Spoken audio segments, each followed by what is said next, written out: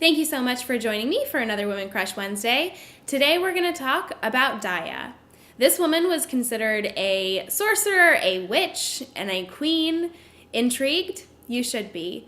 Come along with me and let's learn all about her.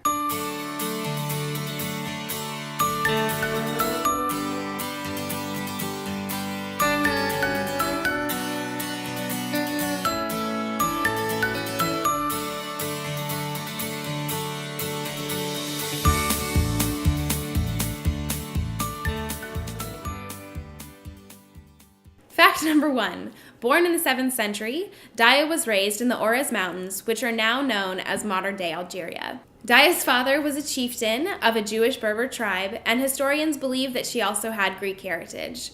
Now, we don't know much about her childhood, but we do know that she was fascinated with desert birds, and her records and her studies led to a lot of progress around different biological studies from the northern African region. Fact number 2. When the Byzantine Empire, which ruled the Berbers, actually fell to the Islamic Caliphates in the 7th century, Dihya ended up uniting all of the different Berber tribes under her rule. She was known as the Queen of the Berbers, and she actually used guerrilla warfare to try and fight back against the Islamic Caliphates.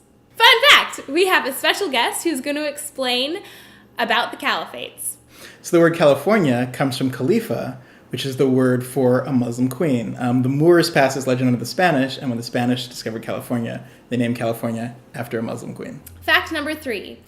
Dihya ruled the Berbers for 5 years, between 695 and 700, between the mountains of Ouarez and the oasis of Ghadames, which is found in modern-day Libya. The oasis, which is a UNESCO heritage site, is still primarily populated by the Berbers.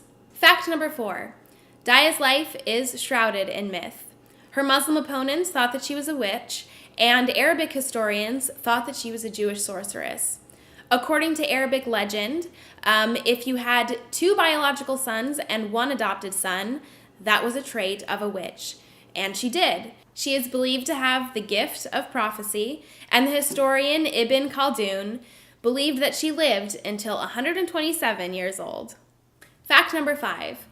Because the Berbers were the only true resistance against the Caliphates, they turned all of their attention to Dihya's forces. She was eventually defeated by the Arabic forces led by Musa bin Nasir. Her last stand was at the El Degem Roman Amphitheater, which is in modern-day Tunisia, and there's a well that is still named after her, Bir al-Kahina. Historians believe that Dihya actually knew about the outcome of the battle, so she ended up sending her sons away for safety.